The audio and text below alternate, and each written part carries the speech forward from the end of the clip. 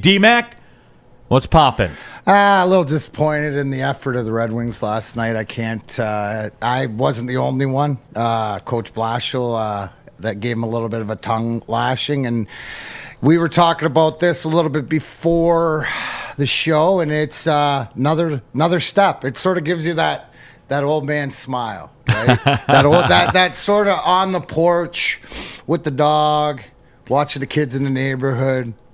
Yeah, because that's where it's at. And it gets me back to, is Jeff Blashill the right coach for these guys? Is he developing these guys? # wiser plan. And, it's part of the ebbs and flows. I tweeted last night that about their road record, if anybody was confused, because it felt like they were playing on the road because they didn't come out to play. But it's disappointing because they put 5 games together. You want to see them play better, but they're going to have games like this. I think that the thing was they got a little bit they got pushed around. It was good to see my boy Giovanni Smith step up there, throw the Dukes a little bit. So I did a makeshift knuckle up. Some of the people on Twitter, if you want to check out Darren McCarty 4, mentioned a few things. But other than that, that was disappointing. Caught your game. A very, very exciting down to the last second loss for your Oakland Grizzlies, but very entertaining game in itself, and the subtle tones on the call. No, I appreciate you checking in with that. I was not able to catch up with the Red Wings game. I do get an alert every time there's a goal scored in the Wings game. So in commercial breaks of the Oakland game last night, I would cycle through, and I wasn't liking what I was seeing, but I did listen to the post game show on the way home from Ohio on the satellite radios, and the Blashill thing was intriguing to me, D-Mac, because that's a step to me. And for those of you that watched the show yesterday when I talked about Cade Cunningham and what he had to say to the media yesterday, and we put that clip out on our social media. You can follow me on Twitter. Our Twitter handles are on the screen right there. It for me was very much similar to the Cade Cunningham thing, not because it was a play or anything like that, but because this is part of that process where you look at it's funny how much of a better coach Jeff Blashill is now when there's 2 Calder Cup finalists on deck and a little more talent and a $7 million defenseman in Nick Leddy and stuff like that. It's really different how much better of a coach he is. But I think he knows that, right? This is where the value comes in from being in Grand Rapids all those years. We're dealing with young players where you have to mold them. And yesterday, after that was the appropriate time for that because they had played well. They had a great run of games. But D-Mac, and I've always said it, and this is going to sound like I'm talking out both sides of my mouth, but this is what it is. Being around sports for as long as we have, you see this. When you have an 80-plus game schedule, you're going to get blown out 5 times at a minimum. You're going to blow people out 5 times. You're going to get blown out 5 times. That's just the way that it works. But with that being said, there's consequences to that.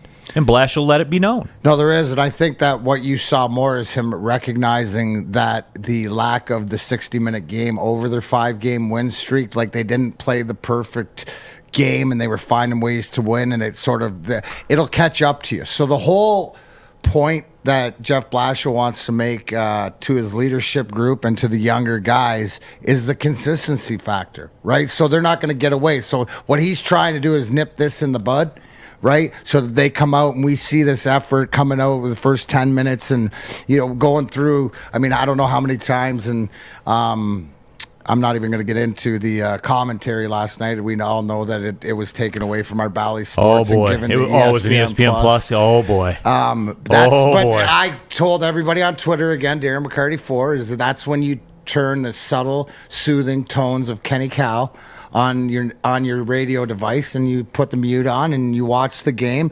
But it's progress, so they don't build this so that this doesn't turn into a 2, 3, 4 game losing streak, right? So that's the awareness that the coaching staff has. I'm going to sit here all year long. We're 25 games in today, pucking around in the bonus at the end. We're going to go through the 25 games and talk about where this team's at. You look at this team, and they're way ahead of schedule, but we got to also understand we're not a playoff team. We're rebuilding, right? We're going to have the ebbs and flows. Some days we're going to come here and go, this team's playoff.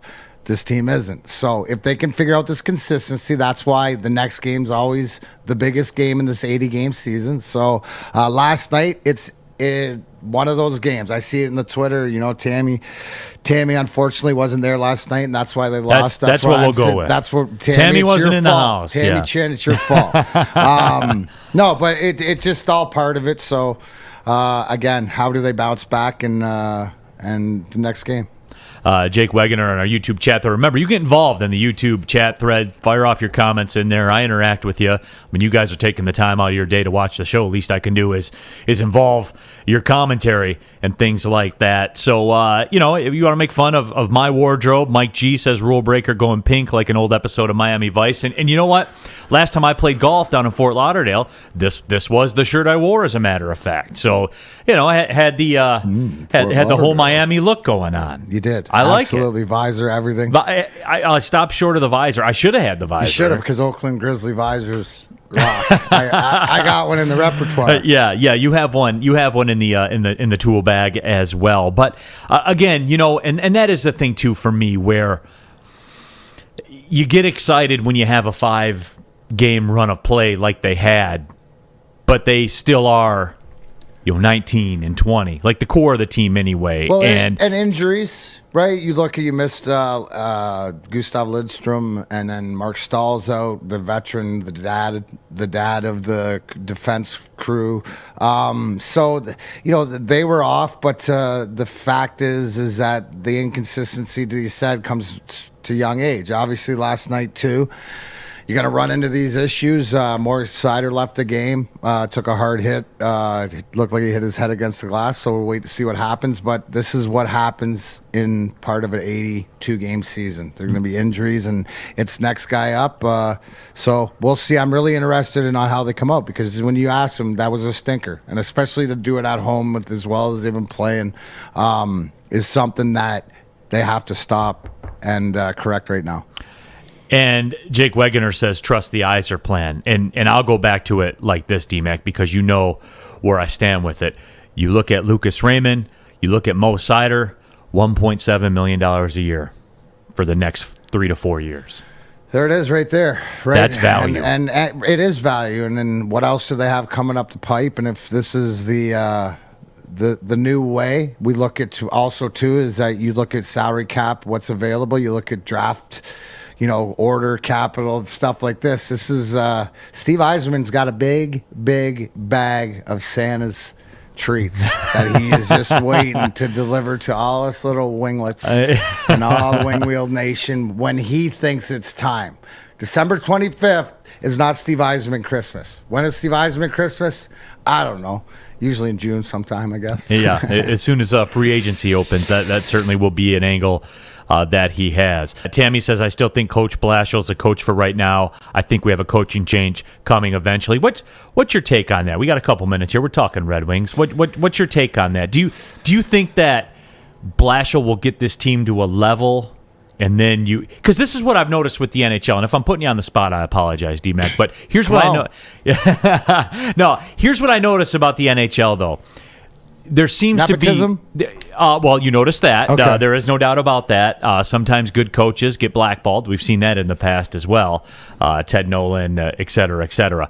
But through all that, the NHL, for me, D-Mac, seems to be... Coaches are certain level coaches, where teams rise to a level... and they bring in like the closer.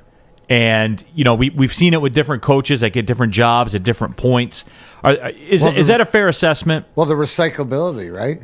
Yeah. You look at Bruce Boudreau just went back to Vancouver or went there. Like, there's a recyclable where the people think that this guy, and if you've won, that carries a long way. Is Jeff Blashill the right guy? Hashtag Wiser Plan, which means that as we progress, if he's the right guy, it's almost like stages, Neil. Jeff Blashill's got to check the boxes like the players have to check the boxes if they're going to be here. And if he improves, and I believe he's going to grow with this team. Mm-hmm. I believe that you mentioned with his background and his pedigree coming from Grand Rapids, winning a Calder Cup there, developing the Bertuzzis and stuff like the younger group that is now his core. I don't think with progress like we've seen this year that he is not the right coach right now. Now, if we get to that next level, right, where we're knocking on the door, we're a perennial conference finals team and can't get over the hump, well, then I'm sure Steve Yzerman will address that situation. But I think that just like a lot of these players, just like your guys, Zadina, just like a lot of these other guys, Jeff Blashill mentions opportunity and ice time. You know, you have to earn it. Well, he's going to earn his whether he continues to coach here. And right now, I think that what he's doing, there's no reason not to think he wouldn't be the coach moving in the future. Austin Lord Apollo 17 says Nashville was playing so dirty last night and ESPN hockey sucks. Look, I know the announcers are taking some grief. Tammy, the ESPN Plus is rough to watch. I had to turn on Ken Cal, which I get. Jake says I like the ESPN Plus just because I get to watch since I don't get Bally Sports. I just watch. I don't listen, though. And, you know, we're showing some tweets up there on the screen. Having to watch national broadcast really makes me realize why everybody else on planet Earth hates hockey. Well, you know, and it is. And I get what they're doing with it. I do. And you guys know me. Like, I'm in that profession. That's what I do. That's the majority of what I do. And, you know, where I'm trying to be and call NBA games and NCAA tournaments and stuff like that. I don't crack on other announcers. I don't, because there's a reason they're there. Be it because they're good, be it because they have a good network of people around them, be it because they have good agents. However that works, I just don't comment on it. I don't. Compete with yourself. Yeah, I worry about me. I worry about the game I have to call. I'm weird like that. Like I just worry about the stuff inside my circle. With that being said, you know, most of the reviews that I've heard have been negative, and I get that. But that's where my heart breaks for ESPN, because I think they do a good job as far as the graphics packages, the visual appeal to what they do, the surrounding support shows that they do. They're the best in the business at it. You know, the In the Crease and all those shows, they're great shows, great graphics packages, good audio, all that kind of stuff. It hurts my heart to see, you know, the announcers get slammed the way they are. And look, it's apparent. Most people don't like it, and I get that. I understand that. I was so excited for ESPN Plus to get the hockey, D-Mac. I was. But why are you worrying about who's announcing? If you're a hocky fan, which is what's it's great part of D-Mac, and I'm self-serving here, but it plays a part of the experience, man. Neil, the first year they're back, right? They have the broadcast. You can watch all the different games, right? You have the graphics. You have the understanding, okay? Maybe the fact that they'll work and they'll understand, because if we're hearing it and it's out there, somebody there is hearing it, and they'll work on that broadcast. I don't know if you know this or not, but I threw our names out there in case they wanted I did see that. But I told them that they're going to have to drop the bag. Because exactly. There it is. Drop the bag. We can work on something. But here's the thing. So as long as, because here's the one where I always think of, are we complaining too much? Because I remember when we didn't have it on ESPN Plus, or when we didn't have the accessibility, even on the NHL Network, and no one complained get these games. Because no one watched. Right. So now people are watching and complaining, and maybe they'll fix that. I'm, not as worried.